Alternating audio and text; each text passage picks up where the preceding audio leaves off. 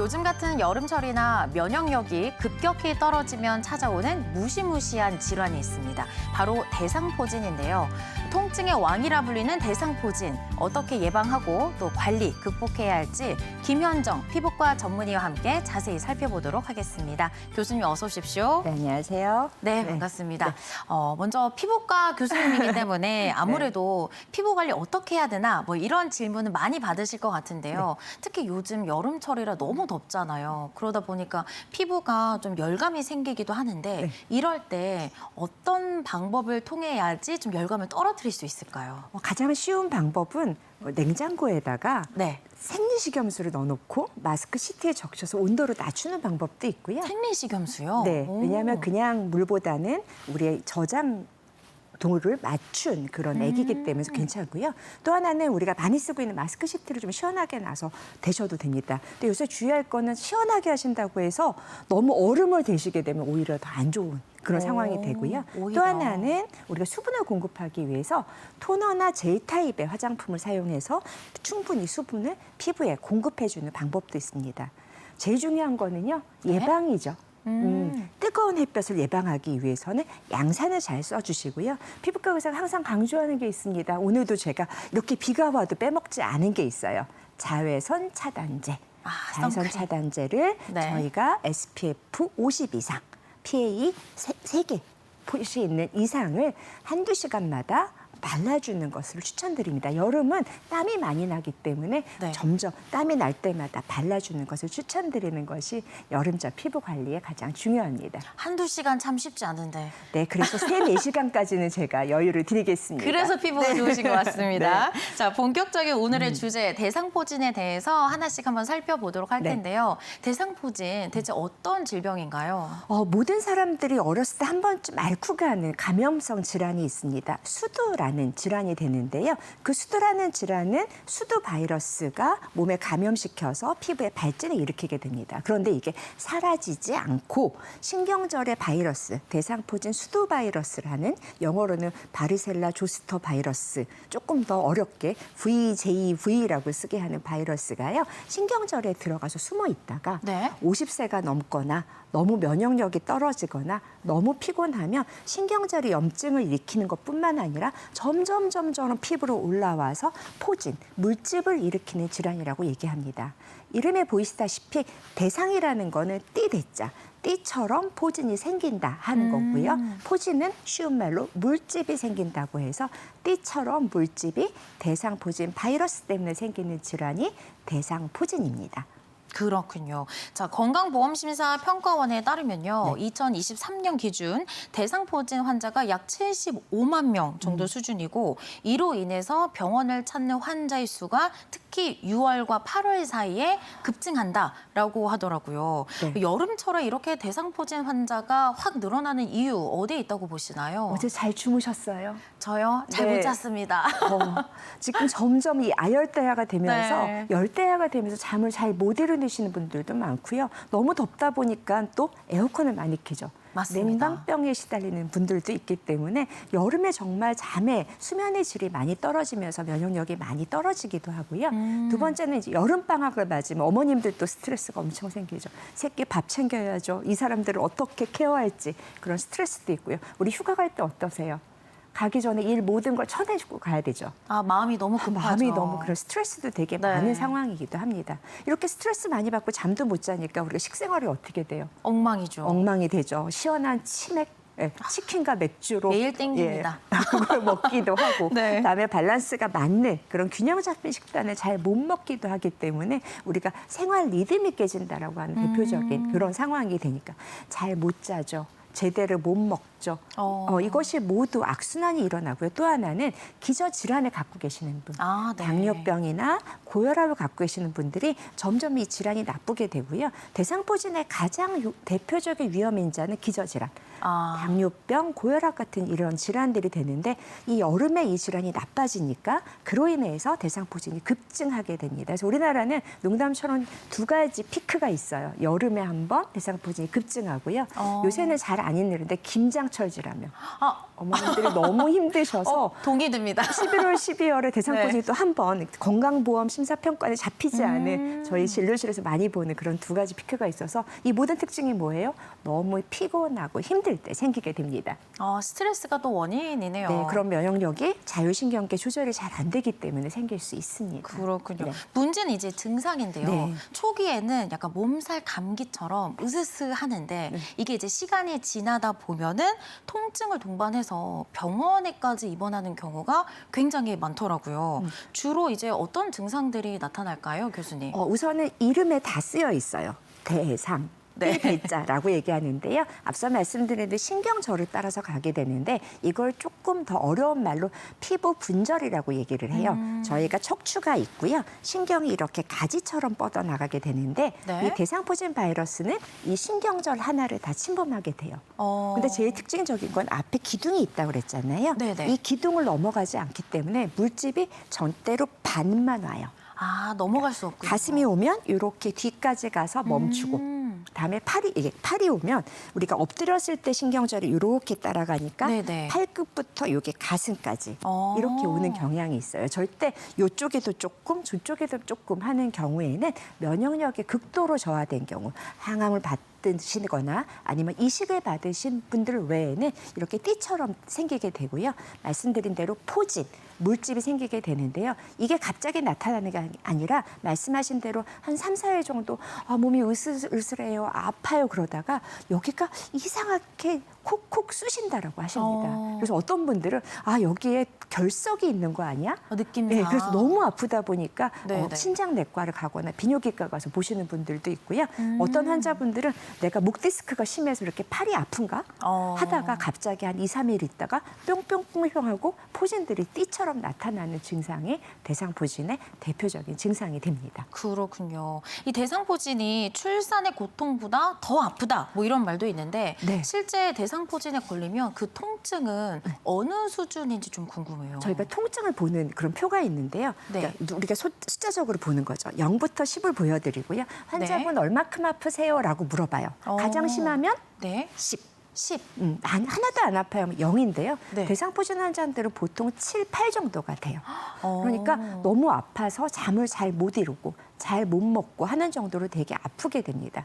이걸 조금 더 쉬운 표현을 할게요. 제가 20년 전에 우리 할머니 환자분이 저한테 해준 그런 표현이 있었어요. 뭘까요? 김 선생, 나는 대상포진을 앓으니까 요 안에 사람이 들어서 성냥으로 켰다 껐다 하는 것 같아요. 너무 와닿아요. 어떤 어르신 저한테 네. 전기 충격기를 가지고 찍찍 이렇게 지진다는 얘기도 하고요. 어떤 분은 여기다가 맨살에다가 소금을 뿌리는 것처럼 많이 아프다고 그 정도면 합니다. 이제 단계로 봤을 때 10 정도 되는 건가요? 거의 10 정도, 9에서 10 정도. 잠 하나도 못 주무시게 하고요. 대상포진이 다 앓고 나서 피부는 멀쩡한데 그 뒤에 대상포진 후 통증도 우리하게 아프기도 하고 심하게 아프기도 한 증상까지 있어서 통증은 사람들마다 극강의 차이를 보게 됩니다. 그렇군요. 대상포진 외에도 피부에는 이제 다양한 포진이 생기곤 하잖아요. 네. 대상포진인 경우와 아닌 경우 어떻게 좀 구분을 지을 수 있을까요? 대상포진은 띠처럼 생기니까 띠 모양 포진이라고 얘기하는데요. 네. 다른 포진은 단순 포진이라고 얘기해요. 단순 포진. 네. 이거는 네. 헤르페스라는 바이러스 때문에 생기게 되는데요. 입에 잘 네. 생기잖아요. 헤르페스 바이러스 역시 신경절을 가요. 이렇게 네. 작은 신경절이 숨어 있다가 피곤하면 생겨요. 저도 되게 잘 생기거든요. 네. 그래서 너무 우리 집에서 힘든 일이 있었다, 직장에서 힘든 일이 있었다 그러면 바로 여지없이 다음날. 욱신하다가 2, 3일 있다가 조그맣게 물집이 생기고 되게 반복적으로 생기고요. 안타깝게도 얘는 평생 낫지 않아요. 계속 생기더라고요. 네, 입술 없어지면. 주위에 생기는 분들도 있고요. 네. 그다음에 항문 주변에. 그다음에 성계 주변에 생기게 되는데 이거는 헤르페스 바이러스 종류에 따라 다르게 됩니다. 근데 이 대상포진은 그거와 다르게 좀 큰 신경절을 침범하게 되고요. 교과서상으로는 헤르페스 바이러스에 의한 단순 포진보다는 재발이 적다라고 얘기는 하지만 예전보다는 우리가 기대 수명이 길어지니까 보통 50대 이후에 한 번 앓고 70대 한 번 앓고 한 90대 한 번 앓아서 여러 번 반복할 수 있다는 그런 질환입니다. 그래서 단순 포진은 반복 반복적으로 원래 생기던데 계속 생기게 되는 거고 대상포진은 잘 살고 있다가 어느 날 이렇게 띠처럼. 크게 생기는 질환이어서 임상적으로는 크게 구분할 수 있는데요. 가끔 애매한 경우가 엉덩이 쪽에 오시는 경우에는 원래 엉덩이. 내가 단순 포진이었는데 네. 라고 생각하시는 분들이 있는데 시간이 지나다 보면 엉덩이뿐만 아니라 이 전체 앞에까지 오는 경우가 있습니다. 그렇군요. 대상포진에서 이제 절대 놓치지 말아야 할 부분이 골든타임이다 이런 네. 얘기를 해주시는데 그 골든타임이 어느 정도인지 좀 궁금하고요. 또 골든타임 내에 처치를 하는 게 왜 중요한지 설명 부탁드립니다. 우리 뭐 신경과나 심장내과에서도 골든타임이 중요하지만 네. 대상포진에도 골든타임이 중요합니다. 저희는 되도록이면 물집이 생기고 3일 이내 72시간 내에 병원을 방문해 주세요라고 얘기를 하는데요. 네. 그 이유는 신경절에 있는 바이러스를 그때 잘 죽이지 않으면 항바이러스제가 72시간 내에 투입이 되지 않으면 바이러스가 너무 증식을 해서 신경절을 너무 많이 먹게 되니까요. 대상포진후 통증으로 고통받는 시간이 길어지게 됩니다. 저희가 그러니까 72시간 이후로 하루 지나서 오시게 되면 남들보다 한 달 더 고생하시고 한 달씩이나요? 2일 더 늦게 오시면 두 2달 더 고생하시고 7일 더 늦게 오시면 거의 7개월, 1년 내내 아플 수 있기 때문에 빨리 치료할수록 대상포진후 통증이 적어지면 삶의 질이 괜찮아지기 때문에 72시간 내에 빨리 오시기를 적극 추천드립니다. 근데 요즘에 교수님 젊은 친구들도 대상포진에 참 잘 걸리잖아요. 네. 왜 그런 건가요? 너무 힘들죠, 사는 게. 저도 이제 대학생 딸이 있는데 너무 숙제도 많고 앞으로 살아갈 고민도 많고 일도 너무 많고 미래에 대한 불확실성 때문에 되게 긴장하고 사는 것 같아요. 네. 그런데 다행이라고 보는 거는 네. 우리 50대 이후의 전형적인 대상포진과 젊은 사람들의 대상포진이 증상이 조금 젊은 사람들은 경미해요. 물론 크게 퍼질 수는 있지만 어르신들처럼 대상포진 후 통증이 심하지 않기 때문에 이제 가끔 대상포진 걸렸는데 내가 지금 직장 때문에 병원을 못 가서 큰일 나는 거 아니야 라고 걱정하시지만 다행히 대상포진 후 통증이 심하지 않기 때문에 언제건 병원 가서 항바이러스제를 꼭 투여받기를 권해드립니다. 역시 젊은 게 좋네요. 네, 젊은 사람들한테는 저도 그래도 젊어서 다행이라고 말씀드리지만 50대 넘고 60대 넘으신 분들한테 지금부터 너무너무 잘 쉬셔야 되고 약 빨리 잘 챙겨 드세요라고 말하는 그런 나이적인 차이도 분명히 있습니다. 그렇군요. 네. 그런데 교수님, 이 네. 대상포진은 단순한 이런 피부 수포로 시작을 해서 심한 통증까지 단계별로 굉장히 다양하기 때문에 치료 방법도 상황별로 좀 달라질 것 같거든요. 네. 어떻게 치료가 주로 되나요? 지금 제가 계속 강조드리는 거는 대상포진은 바이러스의 질환이기 때문에 네. 오자마자 항바이러스제를 투입하게 됩니다. 항바이러스제는 우리가 먹어서 하는 방법도 있고 너무 심한 경우 주사로 가는 경우도 있고요.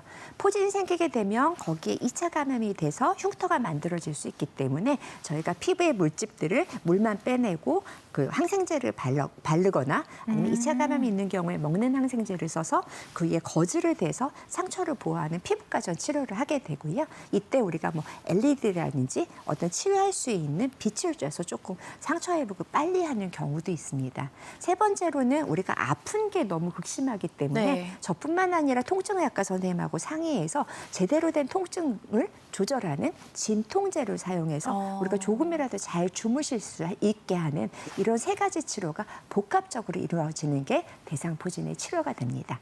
피부과, 통증의학과, 다음에 다른 합병증을 보는 것까지 다양한 치료가 이루어질 수 있습니다. 네. 그런데 이 대상포진보다 더 무섭다는 게 이제 대상포진 후유증이거든요. 네. 이것도 한번 살펴보면 좋을 것 같은데 어떤 후유증이나 또 합병증을 이제 발생을 하는지 또 이를 우리가 방지하려면 어떻게 해야 되는지 설명 부탁드립니다. 그런 얘기가 있잖아요. 아이를 키우려면 온 마을이 도와야 된다. 네. 대상포진 후 합병증을 예방하기 위해서는 치료하기 위해서는 온 병원이 동원이 됩니다. 온 병원이요. 특히 얼굴에 침범한 경우에는 제가 이렇게 세 가지를 그리게 되는데요. 네. 이렇게 신경절을 따라가게 되면 머리가 아프죠. 네. 신경과적인 합병증, 머리가 얼마큼 아주 심한 경우에는 뇌수막염까지 갈 수 있기 때문에 신경과 선생님과 상의해서 합병증을 예방하고요. 두 번째는 어디를 갔어요? 눈이요. 눈이죠. 네. 각막과 신경을 침범하기 때문에 실명에 이를 수 있기 때문에 저희가 안과 선생님한테 협진을 내게 됩니다. 세 번째는 어디를 갔어요?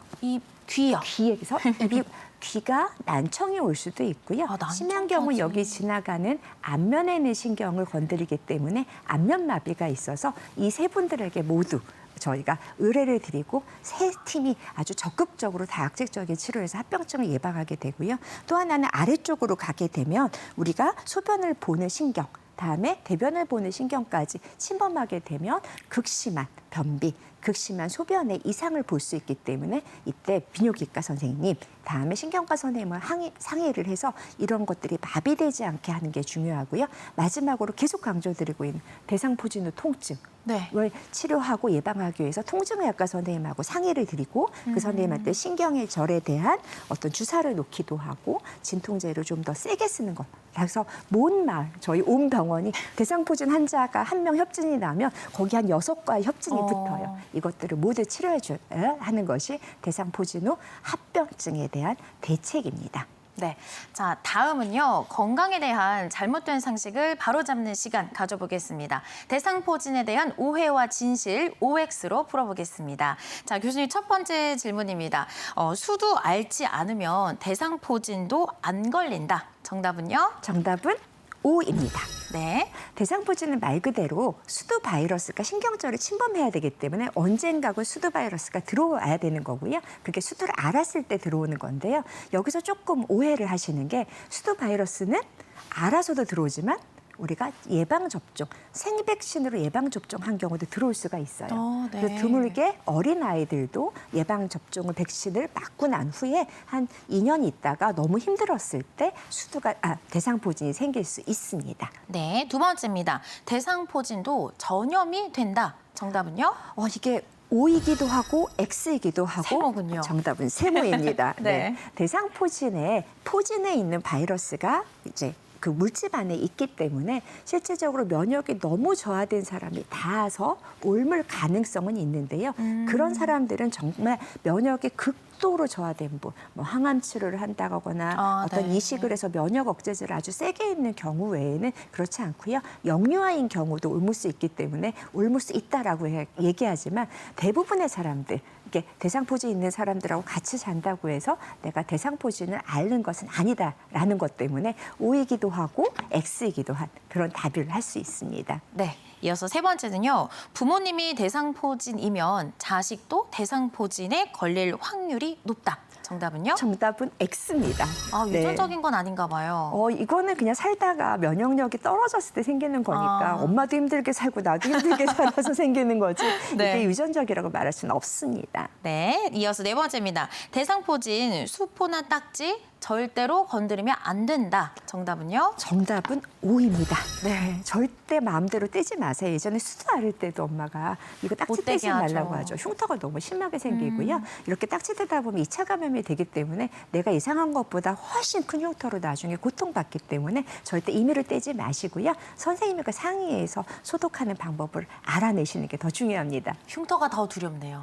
이제 나중에 레이저 할 때 너무 아프거든요. 네. 마지막입니다. 자연 치유로 충분하다. 정답은요? 의사들이 제일 아니에요? 싫어하는 말이죠. 자연 치유는 없습니다. 바이러스를 네. 죽이는 약을 적절하게 사용하시는 게 중요하기 때문에요. 생기게 되면 반드시 주변에 있는 선생님들하고 상의해서 치료를 적극적으로 하시기 바랍니다. 네, 좋습니다. 지금부터는요. 대상포진 예방 솔루션을 시작합니다.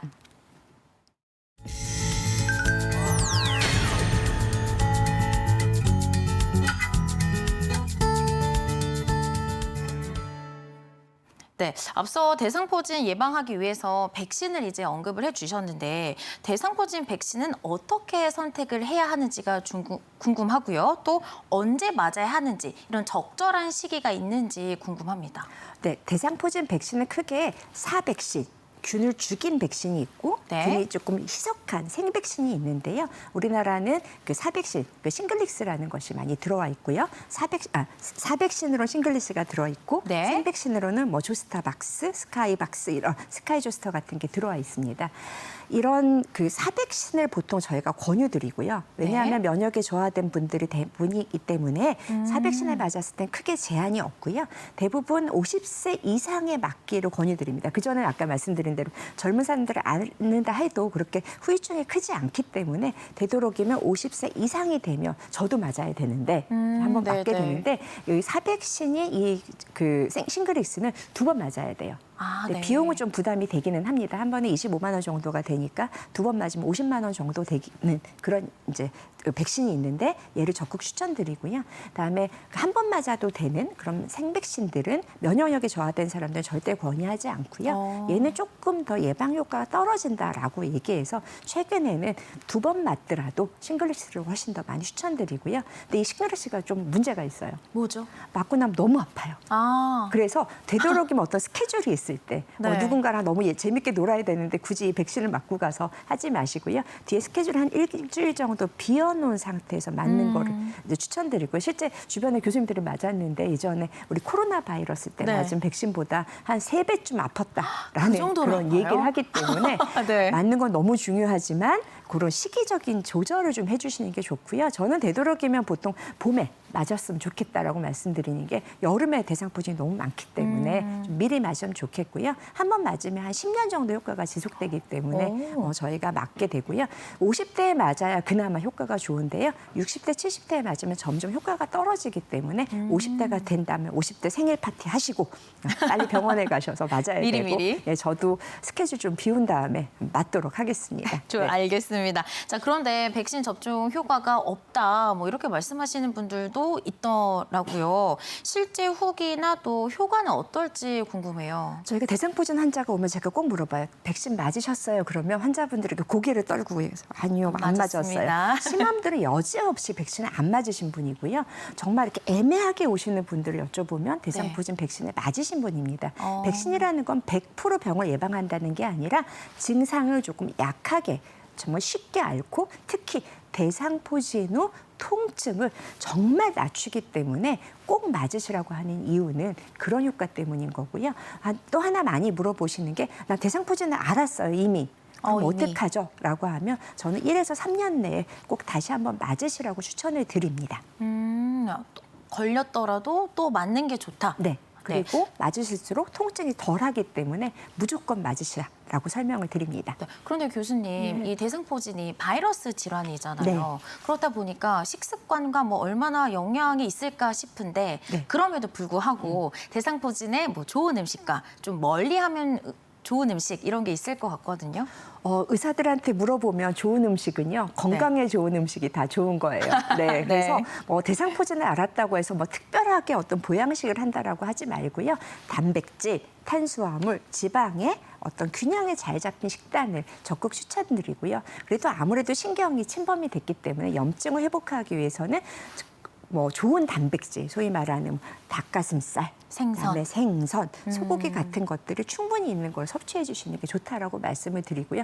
가끔 우리나라 분들이 피부에 병이 생기면 네. 기름진 걸 먹으면 큰일 나는 줄 아세요. 맞아요. 근데 그때 꼭 말씀드리죠.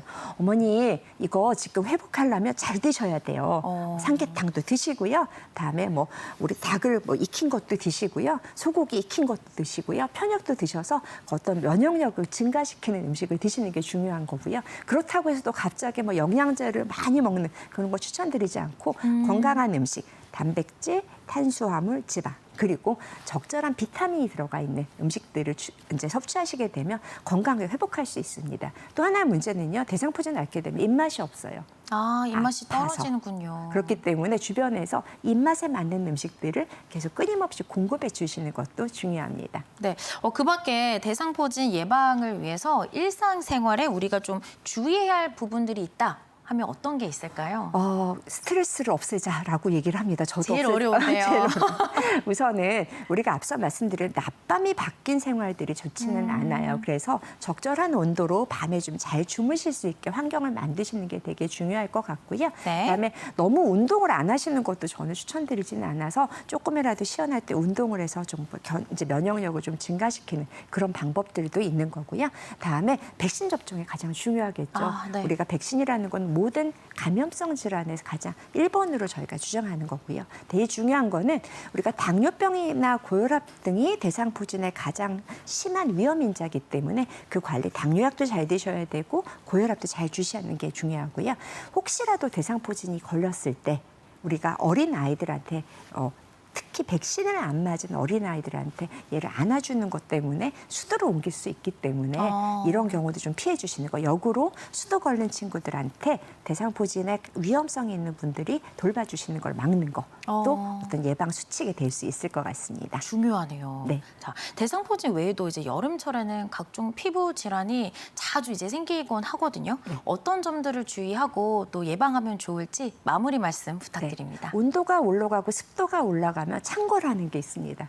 무좀균입니다. 무좀균이요. 네, 저 오늘도 아침에 목욕탕에서 까만 곰팡이들을 지금 박멸하고 왔는데 우리 네. 몸에 있는 무좀균들도 여름에 너무 심해져요. 특히 발 사이에 진물이 나면서 생기는 발무좀. 그게 점점 가서 발톱에 가는 발톱 무좀들이 너무 많이 생기게 되고요. 이런 무좀균들이 잘 치료가 안 되면 염증이 2차적으로 생겨서 봉화지경으로 다리가 퉁퉁 부어서 입원하는 환자들이 많기 때문에 이럴수록 발을 깨끗하게 씻고 발 잘 말리고 나서 항진균제를 4주 이상 사용해서 균을 박멸하는 게 중요하고요. 무엇보다도 환경을 조금이라도 건조하게 만들어서 무좀균이 증식하지 않게 하는 것이 여름철 피부 질환, 특히 무좀을 예방하는 하나의 중요한 팁이라고 할 수 있을 것 같습니다. 잘 말려야겠네요. 잘 말리시는 거 너무 중요해요. 근데 너무 습하죠. 그럴수록 우리가 바짝 말리는 환경들을 추천드립니다. 알겠습니다. 자, 우리를 위협하는 각종 질병들은 몸이 약해지거나 또 면역력이 떨어질 때 그 틈을 노립니다. 자신의 몸을 소중히 여기고 또 매일매일 꾸준히 자신만의 건강 습관을 갖고 가시길 바랍니다. 지금까지 김현정 피부과 전문의와 함께했습니다. 오늘 말씀 고맙습니다. 네, 감사합니다.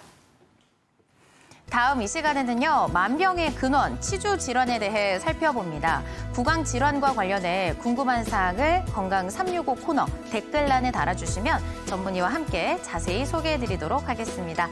다음 시간에도 많은 기대 부탁드립니다.